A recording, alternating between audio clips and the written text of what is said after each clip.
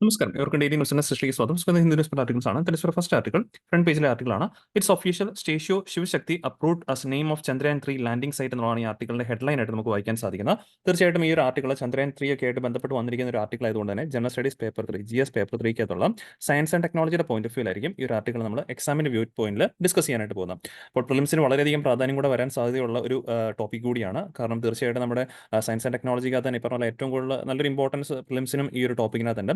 അവിടെ തന്നെ നോക്കുവാണെങ്കിൽ സ്പേസ് റിസർച്ച് അതേപോലെ തന്നെ സ്പേസ് മിഷൻസ് എന്നുള്ളൊരു ടോപ്പിക്കായിട്ട് ബന്ധപ്പെട്ട് നമുക്ക് ഇതിനെ പഠിക്കാൻ സാധിക്കും. ഇത്തരത്തിൽ സ്പേസ് മിഷൻസ് ഒക്കെ ആയിട്ട് ബന്ധപ്പെട്ട് നോക്കുമ്പോഴേക്കും നമ്മൾ വാർത്തയിലേക്ക് കാണുന്ന പ്രധാനപ്പെട്ട കുറച്ച് ഏജൻസീസിന്റെ വാർത്തകൾ വരെ നിങ്ങൾ ഇച്ചിരി ശ്രദ്ധാപൂർവ്വം നോക്കിയിരിക്കണം. കാരണം അത് കൂടുതലും നമുക്ക് ഈ പറഞ്ഞ എക്സാംസിന് വരാൻ സാധ്യതയുണ്ട്. ലൈക്ക് നാസയുടെ മിഷൻസ്, അതേപോലെ തന്നെ നമ്മുടെ എസ്പെഷ്യലി ISROയുടെ വാർത്തകൾ, then Japanese space agency JAXA, okay, then European space agency, then റഷ്യയുടെ റോസ്കോമോസ്, ഓക്കെ.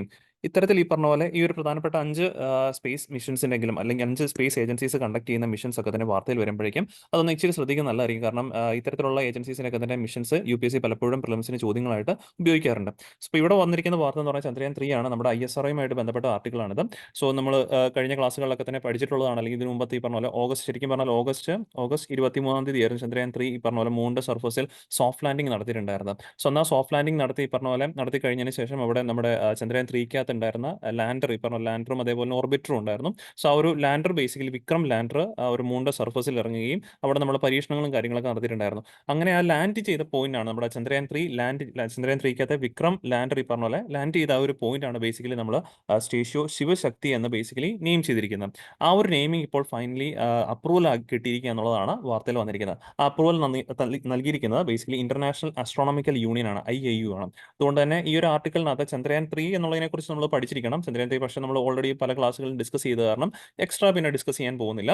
എന്തായാലും ചന്ദ്രയാൻ 3 ഒരു ഓർബിറ്ററും ലാൻഡറും ഉണ്ടായിരുന്ന കാര്യം എല്ലാവർക്കും ഓർക്കുന്നുണ്ടാവും. അതിനകത്ത് ലാൻഡർ ആണ് ബേസിക്കലി വിക്രം ബേസിക്കലി ലാൻഡർ. ആ ലാൻഡിംഗ് പോയിന്റ് ആണ് ശിവശക്തി എന്ന് നമ്മൾ പേര് കൊടുത്തതും അതിപ്പോൾ ഇന്റർനാഷണൽ ആസ്ട്രോണമിക്കൽ യൂണിയൻ എന്ത് ചെയ്തിരിക്കുകയാണ്, അത് അംഗീകരിച്ചിരിക്കുകയാണ് എന്നുള്ള കാര്യം ഓർത്തിരിക്കാം. ഇവിടെ കൂടുതലായിട്ട് നമ്മൾ പഠിക്കാനുള്ളത് ഈ യൂണിയനെ കുറിച്ചിട്ടാണ്. International astronomical union it's senior body governing international professional astronomical activities world wide. ലോകമെമ്പാടുമുള്ള ആസ്ട്രോണമിക്കൽ ആക്ടിവിറ്റീസിന് ഈ പറഞ്ഞ പോലെ ഗൈഡ് ചെയ്യുന്നതും ഗവേൺ ചെയ്യുന്നതുമായിട്ട് ബന്ധപ്പെട്ട സീനിയർ ബോഡിയാണ് ഇന്റർനാഷണൽ ആസ്ട്രോണമിക്കൽ യൂണിയൻ എന്നുള്ള കാര്യം ഓർത്തിരിക്കാം. 1919 ഈ ഒരു organisation first of all establish ചെയ്യപ്പെടുന്നു. ഇനി മറ്റ് പറഞ്ഞാൽ നമ്മൾ ഒരുപാട് ഓർഗനൈസേഷൻസിനെ കുറിച്ച് ഇത്തരത്തിൽ വാർത്തയിലൊക്കെ പഠിക്കാറുണ്ട്. പക്ഷേ അതിൽ നിന്നും വ്യത്യസ്തമായിട്ട് നിൽക്കുന്ന ഈ ഒരു യൂണിയൻ എന്താണെന്ന് ചോദിച്ചു കഴിഞ്ഞാൽ ഇറ്റ്സ് ബേസിക്കലി പ്രൊഫഷണൽ ആസ്ട്രോണമേഴ്സിന്റെ യൂണിയൻ ആണ്. അതായത് ഈ പറഞ്ഞ പോലെ രാഷ്ട്രീയപരമായിട്ടോ അങ്ങനെ ഒരു ഓർഗനൈസേഷൻ അല്ല ഇത്. പകരം ഈ പറഞ്ഞ പോലെ ലോകമെമ്പാടുമുള്ള ഈ ഒരു സ്പേസ് സയൻസുമായിട്ട് ബന്ധപ്പെട്ട എസ്പെഷ്യലി ആസ്ട്രോഫിസിക്സും ഒക്കെ ആയിട്ട് ബന്ധപ്പെട്ട് പഠനങ്ങൾ നടത്തുകയും റിസർച്ച് ഒക്കെ നടത്തുന്ന പ്രൊഫഷണൽ ആസ്ട്രോണമേഴ്സിന്റെ ഈ പറഞ്ഞ പോലെ ഒരു കൂട്ടായ്മയാണ് ഈ ഇന്റർനാഷണൽ ആസ്ട്രോണമിക്കൽ യൂണിയൻ എന്നുള്ള കാര്യം ഓർത്തിരിക്കുക. അതുകൊണ്ട് തന്നെ ഇതിന്റെ മെമ്പർഷിപ്പ് ഒന്നും മനസ്സിലാക്കിയത് നല്ലതായിരിക്കും. സ്റ്റേറ്റ്മെന്റ് ഒക്കെ ആയിട്ട് വേണമെങ്കിൽ പ്രിലിംസിന് ചോദിക്കാൻ സാധിക്കും. Individual members are the professional astronomers from all over the world. Okay, all over the വേൾഡിൽ നിന്നുമുള്ള ഇൻഡിവിജ്വൽ ആസ്ട്രോണമേഴ്സ് ഒക്കെയാണ്. ആസ്ട്രോഫിസിക്സിലൊക്കെ തന്നെ റിസർച്ചും കാര്യങ്ങളൊക്കെ നടത്തുന്ന ആസ്ട്രോണമേഴ്സ് ആണ് ഈ ഒരു ബോഡിയുടെ അല്ലെങ്കിൽ ഈ ഒരു യൂണിയന്റെ മെമ്പേഴ്സ് ആയിട്ട് ബേസിക്കലി ആക്ട് എന്നുള്ള കാര്യം ഓർത്തിരിക്കണം.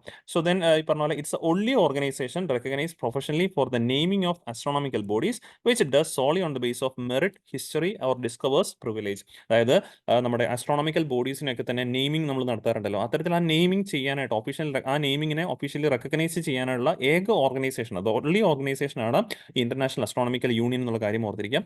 ഇവർ ആ നെയിമിംഗ് അംഗീകരിക്കുന്നത് purely on the base of merit, okay, മെറിറ്റിന്റെ അല്ലെങ്കിൽ ഹിസ്റ്ററിയുടെ അല്ലെങ്കിൽ ഈ പറഞ്ഞ പോലെ ഡിസ്കവേഴ്സ് പ്രിവിലേജ് ഒക്കെ നോക്കിയിട്ട് മാത്രമാണ് ഇവർ എന്ത് ചെയ്യുന്നത്, ആ നെയിമിംഗ് അംഗീകരിക്കുന്നുള്ള കാര്യം ഓർത്തിരിക്കാം. അത് മാത്രമല്ല ഇന്റർനാഷണൽ ആസ്ട്രോണമിക്കൽ യൂണിയൻ ഈ പറഞ്ഞ ജനറൽ അസംബ്ലി അവർ ഹോൾഡ് ചെയ്യാറുണ്ട് വൺസ് ഇൻ എവരി 3 ഇയേഴ്സ്, 3 വർഷം കൂടുമ്പോഴാണ്.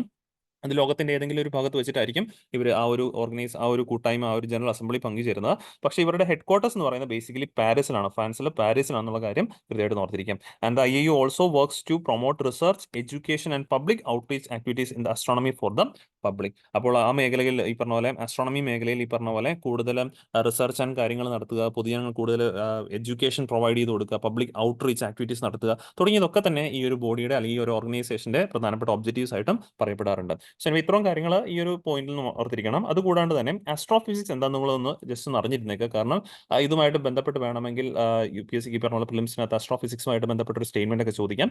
So astrophysics is a branch of space science that applies a law of physics and chemistry to seek to understand the universe and in our place in it. അതായത് നമ്മുടെ ഭൂമിയുടെ ഉൽപ്പത്തിയെക്കുറിച്ചിട്ടും കാര്യങ്ങളെക്കുറിച്ചിട്ടൊക്കെ തന്നെ പഠനം നടത്തുന്ന branch of space സയൻസിന് പറയുന്ന പേരാണ് astrophysics എന്നുള്ള കാര്യം ഓർക്കുക. They applies a law of physics and chemistry to seek to understand the universe and our place in. നമ്മുടെ യൂണിവേഴ്സിനെ കുറിച്ചിട്ടും അതിനകത്ത് ഈ പറഞ്ഞ പോലെ നമ്മുടെയൊക്കെ തന്നെ സ്ഥാനം എന്താണെന്നുള്ള കാര്യമൊക്കെ തന്നെ മനസ്സിലാക്കാനായിട്ടുള്ള പഠനത്തിനെയാണ് ബ്രാഞ്ച് ഓഫ് സ്പേസിനെയാണ് നമ്മൾ ആസ്ട്രോഫിസിക്സ് എന്ന് ബേസിക്കലി ഡിനോട്ട് ചെയ്യുന്നത്. അപ്പോൾ ഇത്രയും കാര്യങ്ങളാണ് ഈ ഒരു ആർട്ടിക്കിൾ നമ്മൾ എക്സാമിന്റെ വ്യൂ പോയിന്റിൽ മനസ്സിലാക്കാനായിട്ടുള്ളത്. ഇനി നമ്മൾ അടുത്ത ആർട്ടിക്കിലേക്ക് മൂവ് ഓൺ ചെയ്യാണ്. അടുത്ത നമ്മൾ ബേസിക്കലി എഡിറ്റോറിയൽ പേജിലെ ആർട്ടിക്കിളാണ്. ഇന്ന് ന്യൂസ് പേപ്പറിൽ എഡിറ്റോറിയൽ പേജ് നിങ്ങൾ നോക്കി കഴിഞ്ഞാൽ മനസ്സിലാക്കാൻ സാധിക്കും എല്ലാ ആർട്ടിക്കിൾസും ബേസിക്കലി ഒറ്റ ടോപ്പിക്കിനെ കുറിച്ചിട്ടാണ് പറയപ്പെടുന്നത്, ട്യൂബർകുലോസിസ്.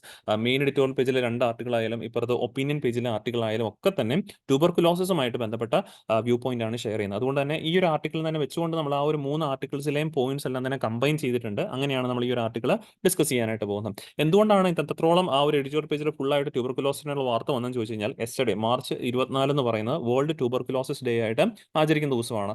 സോ അതിന്റെ ബേസിസിലാണ് ഈ ഒരു ട്യൂബർകുലോസിസുമായിട്ട് ബന്ധപ്പെട്ട് ഇത്രത്തോളം ആർട്ടിക്കിൾസ് വന്നിട്ടുള്ളത്. സോ എന്തായാലും ഈ ഒരു ടോപ്പിക്ക് നമ്മൾ പഠിക്കാൻ പോകുന്നത് ജനറൽ സ്റ്റഡീസ് പേപ്പർ 3യുമായിട്ട് ബന്ധപ്പെട്ട് തന്നെയാണ്.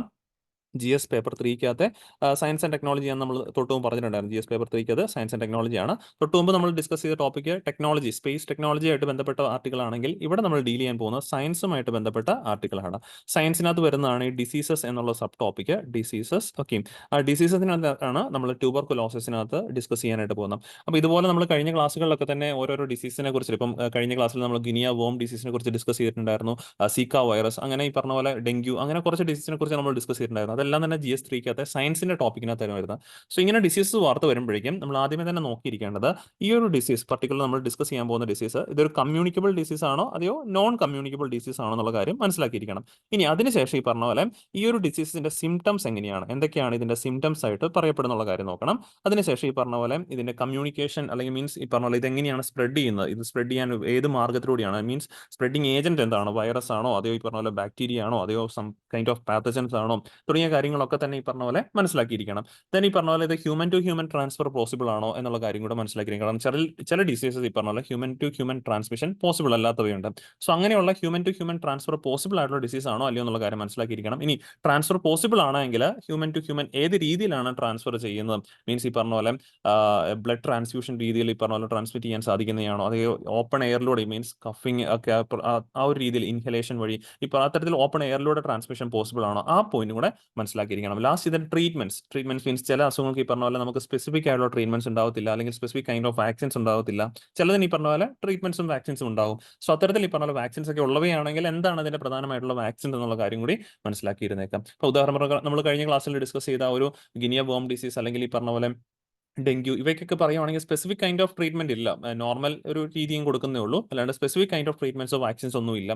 സോ അത്തരത്തിലായിരിക്കണം ഈ ഒരു രീതിയിലായിരിക്കണം സയൻസിന്റെ ടോപ്പിക്സ് വരുമ്പോഴേക്കും, ഡിസീസസുമായിട്ട് ബന്ധപ്പെട്ട ടോപ്പിക്സ് വരുമ്പോഴേക്കും നിങ്ങൾ എക്സാമിന്റെ വ്യൂ പോയിന്റിൽ പഠിച്ചു പോകേണ്ടത്. അപ്പോൾ ഇവിടെ നമ്മൾ എൻ്റെ ഡിസ്കസ് ചെയ്യാൻ പോകുന്ന ട്യൂബർകുലോസിസുമായിട്ട് ബന്ധപ്പെട്ട കാര്യങ്ങളാണ്. സോ ട്യൂബർകുലോസിസ് അഥവാ TB it's A bacterial infection. അപ്പോൾ ഇത് സ്പ്രെഡ് ചെയ്യുന്ന ബാക്ടീരിയസ് മുഖാന്തരം എന്നുള്ള കാര്യം ഓർക്കണം. ആൻഡ് എന്തുകൊണ്ടാണ് ഈ മാർച്ച് 24 നമ്മൾ വേൾഡ് TB ഡേ ആയിട്ട് ആചരിക്കാൻ ചോദിച്ചു കഴിഞ്ഞാൽ, ആ ദിവസമാണ് ബേസിക്കലി വർഷങ്ങൾക്ക് മുമ്പ് TB കോസ് ചെയ്യുന്ന ബാക്ടീരിയസിനെ നമ്മൾ കണ്ടുപിടിച്ചിട്ടുണ്ടായിരുന്നത്. സോ അതിന്റെ പശ്ചാത്തലത്തിലാണ് മാർച്ച് 24 വേൾഡ് TB ഡേ ആയിട്ട് ആക്ട് ചെയ്യുന്നത്. സോ ട്യൂബർകുലോസിസ് അഥവാ TB is A bacterial infection spread through inhaling tiny droplets from the cubs or sneezes of an infected person. So അപ്പോൾ ഇത് ബേസിക്കലി ഈ പറഞ്ഞ പോലെ കണ്ടേജിയസ് മീൻസ് ഈ പറഞ്ഞ പോലെ ട്രാൻസ്മിഷൻ പോസിബിൾ ആണ്, കണ്ടേജിയസ് ആയിട്ടുള്ള ഡിസീസ് എന്നുള്ള കാര്യം ഓർത്തിരിക്കുക, അല്ലെങ്കിൽ കമ്മ്യൂണിക്കബിൾ ഡിസീസ് എന്നുള്ള കാര്യം കൃത്യമായിട്ട് ഓർത്തിരിക്കണം. കാരണം കമ്മ്യൂണിക്കബിൾ ആണ്, ഒരു വ്യക്തിയിൽ നിന്ന് മറ്റൊരു വ്യക്തിയിലേക്ക് ട്രാൻസ്മിഷൻ പോസിബിൾ ആണ്. And mainly affects the lungs, and mainly TB affect ചെയ്യുന്ന ലങ്സിനെയാണ്. But it can affect any part of the body, അത് ഓർത്തിരിക്കണം. കാരണം അങ്ങനെയൊക്കെ സ്റ്റേറ്റ്മെന്റ് ചിലപ്പോൾ ചോദിക്കാം, പ്രിലിംസിന് ചോദിക്കാം, TB can affect any part of the body ചോദിക്കാം, അത് ആക്ച്വലി കറക്റ്റ് ആണ്. ബട്ട് മെയിൻലി അഫക്ട്സ് ലങ്സ് എന്നുള്ള പോയിന്റ് ഓർത്തിരിക്കണം. And including the tummy abdomen, means അബ്ഡോമനെ അഫക്ട് ചെയ്യാം, ഗ്ലാൻസിനെ അഫക്ട് ചെയ്യാം, bones or even our nervous system ഒക്കെ തന്നെ TBക്ക് അഫക്ട് ചെയ്യാൻ സാധിക്കും എന്നുള്ള കാര്യം ഓർക്കാം. And T B is potentially serious condition but it can be cured. T B cure ചെയ്യാൻ പോസിബിൾ ആണെന്നുള്ള കാര്യം കൃത്യമായിട്ട് ഓർത്തിരിക്കണം. It can be cured if it's treated with right antibiotics. Right ശരിയായുള്ള രീതിയിൽ ഈ പറഞ്ഞ പോലെ ഇതിന്റെ ആന്റിബയോട്ടിക്സ് ഉപയോഗിച്ച് നേരത്തെ തന്നെ കണ്ടുപിടിക്കാൻ സാധിക്കുകയാണെങ്കിൽ തീർച്ചയായിട്ടും നമുക്ക് ടി ബി ക്യൂർ ചെയ്യാൻ സാധിക്കുന്ന ഒരു ഡിസീസ് കൂടിയാണ്. സോ ദെൻ ടി ബിയുടെ ബേസിക്കലി സിംറ്റംസ് ആണ് ഇവിടെ നമുക്ക് കാണാൻ സാധിക്കുന്നത്. പെർസിസ്റ്റന്റ് കഫ് ഉണ്ടാവും which last more than 3 weeks and usually brings up phlegm which may be bloody. Okay, then weight loss, night sweats, high temperature, tiredness and fatigue, loss of appetite, swellings in the neck തുടങ്ങിയവയൊക്കെ തന്നെ T ബിയുടെ പൊതുവിലുള്ള symptoms ആയിട്ട് നമുക്ക് പറയേണ്ടവയാണ്. ഇനി T ബിയുടെ ചില types ഉണ്ട്, certain kind of types ഉണ്ട്. ഇതിനകത്ത് പൊതുവിൽ ഈ പറഞ്ഞ പോലെ നമ്മുടെ ടി ബി കോസ് ചെയ്യുന്ന വ്യക്തികളിൽ മെയിൻ ആയിട്ട് കണ്ടുവരുന്ന ഒരു പ്രശ്നം എന്ന് പറഞ്ഞു കഴിഞ്ഞാൽ ഇത് നമുക്ക് നേരത്തെ തന്നെ ഡിറ്റക്ട് ചെയ്യാൻ സാധിക്കുന്നില്ല. കാരണം ഇപ്പൊ നമ്മൾ തൊട്ടുമുമ്പ് കാണിച്ച സിംറ്റംസ് ഉണ്ടല്ലോ, ആ സിംറ്റംസ് എന്ന് പറഞ്ഞാൽ പലപ്പോഴും ഇതിന്റെ ഈ ആക്റ്റീവ് ടി ബി സ്റ്റേജിൽ എത്തുമ്പോഴാണ് പുറത്തേക്ക് വരാറുള്ളതും. അതുവരെ ഇതൊരു ലേറ്റന്റ് അല്ലെങ്കിൽ ഈ പറഞ്ഞ പൾമനൽ ആ സ്റ്റേജിലേക്കാണ് പലപ്പോഴും കഴിയാറുള്ളതും. അതുകൊണ്ട് തന്നെ ഇതിന്റെ സിംറ്റംസ് പുറത്തേക്ക് കാണിക്കത്തില്ല. ആ സിംറ്റംസ് പൊതുവിൽ കാണിക്കുമ്പോൾ മാത്രമേ ഉള്ളത് ടി ബി ആണോ എന്നറിയാനായിട്ട് ചെക്ക് ചെയ്യുന്നതും. ആ ചെക്ക് ചെയ്യുമ്പോൾ ടി ബി എന്ന് കണ്ടെത്തി കഴിഞ്ഞാൽ മിക്കപ്പോഴും അത് ഏത് സ്റ്റേജിലേക്ക് എത്തുന്നുണ്ടാവും? ആക്റ്റീവ് ടി ബി സ്റ്റേജിലേക്ക് എത്തുന്നുണ്ടാവും. സോ അപ്പോൾ ടൈപ്സ് ഓഫ് ടി ബി എന്ന് പറഞ്ഞു കഴിഞ്ഞാൽ first pulmonary T B, then latent T B and the active T B. Pulmonary T B എന്ന് പറഞ്ഞു കഴിഞ്ഞാൽ the T B that affects ലങ്സിനെ അഫക്ട് ചെയ്യുന്ന ടി ബി ആണ് നമ്മൾ മെയിൻ ആയിട്ട് എന്തായിട്ട് വിളിക്കുന്നത്? പൾമണറി ടി ബി എന്ന് വിളിക്കുന്നത്. And it's most contagious type of T B എന്നുള്ള കാര്യം ഓർത്തിരിക്കണം. But it usually only spreads after the prolonged exposure to someone with the illness. അതായത് പൾമണറി ടി ബി ബാധിക്കുന്ന ഒരു വ്യക്തിയിൽ നിന്ന് മറ്റൊരു വ്യക്തിയിലേക്ക് എളുപ്പം ഈ പറഞ്ഞ പോലെ ഈ അസുഖം പകരാറില്ല. പകരുന്ന എപ്പോഴാണെന്ന് ചോദിച്ചു കഴിഞ്ഞാൽ ത്രൂ പ്രൊലോങ്ഡ് എക്സ്പോഷർ, കുറേ ദിവസം അല്ലെങ്കിൽ കുറേ നാളത്തെ ഈ പറഞ്ഞ ആ ഒരു prolonged exposure with the person with illness വരുമ്പോൾ മാത്രമേ ഇത് ആ ഒരു വ്യക്തിയിലേക്ക് ട്രാൻസ്ഫർ ചെയ്യാറുള്ളൂ. But in most healthy people the body's natural defense against infection and the illness kills a bacteria and there are no symptoms. അതുകൊണ്ട് തന്നെ പൾമണറി ടി ബി ഭാഗമായിട്ട് നിൽക്കുമ്പോൾ പോലും വ്യക്തികൾ എന്ത് കാണിക്കാറില്ല? സിംറ്റംസ് കാണിക്കാറില്ല. കാരണം ആ ഒരു സമയത്ത് പലപ്പോഴും ആ ഒരു ബാക്ടീരിയ സപ്രസ് ചെയ്ത് വെക്കാനായിട്ട് അല്ലെങ്കിൽ കില്ല് ചെയ്യാനായിട്ടുള്ള ഒരു സെൽഫ് ഡിഫൻസ് നമ്മുടെ ബോഡിയുടെ ഇമ്മ്യൂൺ സിസ്റ്റത്തിന് പൊതുവിൽ കാണാറുണ്ട്. ഇനി അത് കഴിയുമ്പോഴേക്കും latent T B stage. Latent T B എന്ന് പറയുമ്പോഴേക്കും sometimes immune system cannot kill the bacteria. ഈ ഒരു സ്റ്റേജിലേക്ക് എത്തി നിൽക്കുമ്പോഴേക്കും നമ്മുടെ ശരീരത്തിന്റെ ആ ഒരു സെൽഫ് ഡിഫൻസ് അല്ലെങ്കിൽ നമ്മുടെ ആ ഒരു എന്താ പറയാ, നമ്മുടെ ആ ഒരു ശരീരത്തിലെ ആ ഒരു പ്രതിരോധ ശക്തിക്ക് ഈ പറഞ്ഞ പോലെ പലപ്പോഴും ഈ ഒരു ബാക്ടീരിയനെ കില്ല് ചെയ്യാനായിട്ട് സാധിച്ചെന്ന് തോന്നിക്കത്തില്ല. പക്ഷേ it can manage to prevent it spreading from within the body. നമ്മുടെ ശരീരത്തിൽ നിന്ന് ശരീരത്തിലെ ഒരു ഭാഗത്ത് നിന്ന് മറ്റൊരു ഭാഗത്തേക്ക് സ്പ്രെഡ് ചെയ്യുന്ന പലപ്പോഴും നമ്മുടെ ആ ഒരു ഡിഫൻസ് സിസ്റ്റത്തിന് അല്ലെങ്കിൽ ആ ഒരു ഡിസീസ് സിസ്റ്റത്തിന് ഈ പറഞ്ഞ പോലെ തടയാനായിട്ട് സാധിക്കും. സോ അതുകൊണ്ട് തന്നെ ഈ ഒരു സ്റ്റേജിലും പലപ്പോഴും എന്ത് കാണാറില്ല? സിംറ്റംസ് പുറത്തേക്ക് വരാറില്ല എന്നുള്ള കാര്യം ഓർത്തിരിക്കുക. But you will not have any symptoms but the bacteria will remain in your body. This is known as latent T B. നമ്മുടെ ഈ പറഞ്ഞ പോലെ ഈ ഒരു സ്റ്റേജിലേക്ക് എത്തുവഴിയും ബാക്ടീരിയയെ നമ്മുടെ ഈ പറഞ്ഞ പോലെ പ്രതിരോധ ശക്തിക്ക് അല്ലെങ്കിൽ ആ ഒരു ഡിഫൻസ് സിസ്റ്റത്തിന് ഈ പറഞ്ഞ പോലെ കില്ല് ചെയ്യാനായിട്ട് സാധിച്ചില്ലെങ്കിൽ പോലും പക്ഷേ ഇതിന്റെ സിംറ്റംസ് എന്ത് ചെയ്യത്തില്ല? പുറത്തേക്ക് വരത്തില്ല. അതുകൊണ്ട് തന്നെ people with latent T B are not infectious to others എന്നുള്ള കാര്യം ഓർത്തിരിക്കണം. ഇത് കഴിഞ്ഞിട്ടുള്ള സ്റ്റേജിലേക്ക് മാറുമ്പോഴേക്കാണ് ആക്റ്റീവ് ടി ബി സ്റ്റേജിലേക്ക് എത്തുന്നത്. If the immune system fails to kill, നമ്മുടെ ഇമ്മ്യൂൺ സിസ്റ്റത്തിന് ഈ പറഞ്ഞ പോലെ ആ ഒരു ബാക്ടീരിയയെ കില്ല് ചെയ്യാനായിട്ടോ ഒക്കെ തന്നെ സാധിക്കാതെ വരുന്ന ഒരു അവസ്ഥയിൽ എന്ത് ചെയ്യും? അതിന്റെ സിംറ്റംസ് പതുക്കെ പുറത്തേക്ക് വന്നു തുടങ്ങും. സോ ആ ഒരു സിംറ്റംസ് വന്നു കഴിയുമ്പോഴേക്കും നമ്മൾ ചെക്ക് ചെയ്യുമ്പോഴേക്കാണ് മിക്കപ്പോഴും കണ്ടെത്തി കഴിയുമ്പോഴേക്കും ഇത് ആക്റ്റീവ് ടി ബി സ്റ്റേജ് ആയിട്ട് മാറിയിട്ടുണ്ടാവും. This known as active T B stage. ഈ ഒരു അവസ്ഥയിൽ ഈ പറഞ്ഞ പോലെ തീർച്ചയായിട്ടും ഇത് സ്പ്രെഡിങ്ങിന് പോസിബിൾ ആണ്. But with the most modern ഈ പറഞ്ഞ പോലെ ആന്റിബയോട്ടിക്സ് ഒക്കെ ഉപയോഗിച്ചിട്ട് ഈവൻ ഇത് ക്യൂർ ചെയ്യാനായിട്ട് സാധിക്കുന്നത് തന്നെയാണ്. പക്ഷേ ഏറ്റവും നല്ലത്, ഏറ്റവും എളുപ്പം പെട്ടെന്ന് തന്നെ കണ്ടുപിടിക്കുകയാണെങ്കിൽ അത് ഏറ്റവും വേഗത്തിൽ തന്നെ ക്യൂർ ചെയ്യാനായിട്ട് സാധിക്കും. ഓക്കെ, സോ ദെൻ ഇതിന്റെ ട്രീറ്റ്മെന്റ് ഒക്കെ ആയിട്ട് ബന്ധപ്പെട്ട് പറയുവാണെങ്കിൽ TB can almost be cured ആണ്. A course of antibiotics usually need to be taken for 6 to 18 months. Okay, 6 മാസം മുതൽ 18 മാസം വരെ നീണ്ടു നിൽക്കുന്ന ആന്റിബയോട്ടിക്സ് ട്രീറ്റ്മെന്റിലൂടെ ആണ് പലപ്പോഴും TB ക്യൂർ ചെയ്യാറുള്ളത്. സോ TB ഇൻ ഇന്ത്യയിലെ TBയുടെ കേസുകൾ നോക്കുവാണെങ്കിൽ 2014 15.5 ലക്ഷം ആൾക്കാരായിരുന്നു ഇന്ത്യയിൽ TB ബാധിതരായിട്ടുണ്ടായിരുന്നത്. ഇത് കഴിഞ്ഞ വർഷത്തിന് മുമ്പ് 2022 നോക്കുവാണെങ്കിൽ 24.2 ലക്ഷം ആളുകളായിട്ടാണ് വർദ്ധിച്ചിട്ടുണ്ടായിരുന്നത്. അതുകൊണ്ട് തന്നെയാണ് ലോകത്തെ തന്നെ largest share of global TB burden എവിടെയാണെന്ന് ചോദിച്ചു കഴിഞ്ഞാൽ ഇന്ത്യയിൽ തന്നെയാണ് ഇത് കാണപ്പെടാറുള്ളതും. ആസ് പെർ ദ ഈ ഒരു റിപ്പോർട്ടൊക്കെ പറയുന്ന ഗ്ലോബൽ TB റിപ്പോർട്ട്, അത് ഓർത്തിരിക്കണം കേട്ടോ. ഗ്ലോബൽ TB റിപ്പോർട്ട് റിലീസ് ചെയ്യുന്ന WHO ആണ്. വേൾഡ് ഹെൽത്ത് ഓർഗനൈസേഷൻ റിലീസ് ചെയ്യുന്ന റിപ്പോർട്ടാണ് ഗ്ലോബൽ TB റിപ്പോർട്ട്. ഈ റിപ്പോർട്ടിനൊക്കെ അടിസ്ഥാനമാക്കി നമ്മൾ ഇന്ത്യ TB റിപ്പോർട്ട് നമ്മുടെ മിനിസ്ട്രി ഓഫ് ഹെൽത്ത് അഫയേഴ്സ് ഈ പറഞ്ഞ പോലെ റിലീസ് ചെയ്യാറുണ്ട്. സോ എന്തായാലും global TB report WHO release ചെയ്യുന്നതാണ്. ഈ റിപ്പോർട്ട് പ്രകാരം ലോകത്ത് ഏറ്റവും കൂടുതൽ ഗ്ലോബൽ TB ബർഡൻ ഉള്ളത് ഇന്ത്യയിലാണെന്നുള്ള കാര്യം ഓർക്കാം.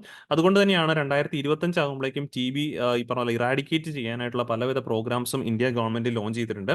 അതിന്റെ ഭാഗമായിട്ടാണ് ഇപ്പോൾ ലേറ്റസ്റ്റ് പറയുക 5 ആണെങ്കിൽ national strategic plan for tuberculosis elimination 2020 മുതൽ 25 വരെയുള്ള പ്രോഗ്രാം ഇന്ത്യ ലോഞ്ച് ചെയ്തിട്ടുണ്ട്. സോ ഇതിലൂടെ നമുക്ക് TB ഇറാഡിക്കേറ്റ് ചെയ്യണം എന്നുള്ളത് തന്നെയാണ് നമ്മുടെ പ്രധാനപ്പെട്ട ഒരു ഒബ്ജക്റ്റീവ് ആയിട്ട് മാറുന്നത്. It is in align with the sustainable development goals. Okay, 2030 കൂടി TB ഗ്ലോബലി ഈ പറഞ്ഞ ഇറാഡിക്കേറ്റ് ചെയ്യണം എന്നുള്ളതൊക്കെയാണ് സസ്റ്റൈനബിൾ ഡെവലപ്മെന്റ് ഗോൾസിന്റെ ഭാഗമായിട്ട് മാറുന്നത്. പക്ഷേ നമ്മൾ ഈ പറഞ്ഞ പോലെ കുറച്ചുകൂടെ ഒരു സ്ട്രാറ്റജിക് ആയിട്ട് പ്ലാൻ ചെയ്ത് 2025 കൂടി ഈ പറഞ്ഞ പോലെ TB കംപ്ലീറ്റ്ലി ഇന്ത്യയിൽ നിന്നും ഇറാഡിക്കേറ്റ് ചെയ്യണം എന്നുള്ളതാണ് നമ്മുടെ ലക്ഷ്യമായിട്ടും പറയുന്നത്. ഓക്കെ, സോ എന്തായാലും ഇവിടെ നിന്ന് നമ്മൾ മറ്റൊരു കാര്യങ്ങൾ ഓർത്തിരിക്കേണ്ടത് എന്താണ് ഈ നോൺ കമ്മ്യൂണിക്കബിൾ ഡിസീസസ് അല്ലെങ്കിൽ ആന്റി മൈക്രോബിയൽ റെസിസ്റ്റൻസ് എന്നുള്ള കാര്യം അറിഞ്ഞിരിക്കുക. കാരണം ചോദിക്കാം, സ്റ്റേറ്റ്മെന്റ്സ് ആയിട്ട് ചോദിക്കാം. So non communicable diseases such as heart disease. ഇപ്പം നമ്മൾ പലപ്പോഴും ഓർക്കും കമ്മ്യൂണിക്കബിൾ ഡിസീസ് ആണ് ലോകത്ത് ഏറ്റവും കൂടുതൽ മരണം കോസ് ചെയ്യുന്നതെന്ന് ഓർത്തേക്കാം. പക്ഷേ ലേറ്റസ്റ്റ് റിപ്പോർട്ടുകൾ പ്രകാരം നോക്കുവാണെങ്കിൽ നോൺ കമ്മ്യൂണിക്കബിൾ ഡിസീസ്, ഇപ്പം ഉദാഹരണം പറയാം heart disease, cancer, chronic respiratory disease, diabetes തുടങ്ങിയവയൊക്കെ തന്നെ നോൺ കമ്മ്യൂണിക്കബിൾ ഡിസീസസ് ആണ്. സോ ഇവയൊക്കെയാണ് ലോകത്ത് ഈ പറഞ്ഞ ലീഡിംഗ് കോസ് ഓഫ് ഡെത്ത് ആയിട്ട് പലപ്പോഴും ആക്ട് ചെയ്യുന്നുള്ള കാര്യം മനസ്സിലാക്കിയിരിക്കാം. ദെൻ ആന്റി മൈക്രോബിയൽ റെസിസ്റ്റൻസ് എന്താണെന്ന് ചോദിച്ചു കഴിഞ്ഞാൽ നമ്മൾ അൺവാണ്ടഡ് ആയിട്ടും അല്ലെങ്കിൽ ഓവറായിട്ട് ആന്റിബയോട്ടിക്സ് കൺസ്യൂം ചെയ്ത് കഴിയുമ്പോഴേക്കും ഒരു പരിധി കഴിയുമ്പോഴേക്കും ഈ ചെറിയ ചെറിയ അസുഖങ്ങൾ വരുമ്പോൾ പോലും നമുക്ക് എന്ത് ചെയ്യാൻ പറ്റത്തില്ല, നമ്മുടെ നാച്ചുറൽ ഡിഫൻസ് സിസ്റ്റം അല്ലെങ്കിൽ നമ്മുടെ ഇമ്മ്യൂൺ സിസ്റ്റത്തിന് ഈ അസുഖങ്ങളെ പ്രതിരോധിക്കാൻ പറ്റാതെ വരുന്നൊരു സിറ്റുവേഷനിലേക്ക് വരും. ഇങ്ങനെയൊക്കെ വരുമ്പോഴേക്കുമാണ് നമ്മുടെ ആന്റി മൈക്രോബിയൽ റെസിസ്റ്റൻസ് സ്റ്റേജ് ആണ് നമ്മളെന്ന് പലപ്പോഴും പറയാറുള്ളത്. Antimicrobial resistance occurs when microbes evolve mechanisms that protect them from the effect of antimicrobials. All classes of microbes can evolve resistance where the drugs are no longer effective. നമ്മൾ കഴിക്കുന്ന മരുന്നുകൾക്ക് പിന്നെ effective ഒന്നും ഇല്ലാതാകുന്ന ഒരു സിറ്റുവേഷനിലേക്ക് കടന്നു പോകും. അതുകൊണ്ടാണ് ആന്റിബയോട്ടിക്സ് കൃത്യമായിട്ടുള്ള ഡോക്ടേഴ്സിന്റെ ഈ പറഞ്ഞ പ്രിസ്ക്രിപ്ഷൻ കൂടാണ്ട് നമ്മൾ ഈ പറഞ്ഞ കഴിക്കാൻ പാടില്ല അല്ലെങ്കിൽ ഇൻടേക്ക് ചെയ്യാൻ പാടില്ല എന്നുള്ള കാര്യങ്ങളൊക്കെ തന്നെ പലപ്പോഴും പറയാറുള്ളത്. ഓക്കെ, സോ ഇത്രയും കാര്യങ്ങളാണ് ഇന്നത്തെ DNA നമുക്ക് ഡിസ്കസ് ചെയ്യാനുണ്ടായിരുന്നത്. ഇന്ന് ഡിസ്കസ് ചെയ്ത ടോപ്പിക്സ് എല്ലാം ക്ലിയർ ആണെന്ന് വിശ്വസിക്കുന്നു. വീണ്ടും നമുക്ക് അടുത്ത ദിവസം കാണാം. Thank you.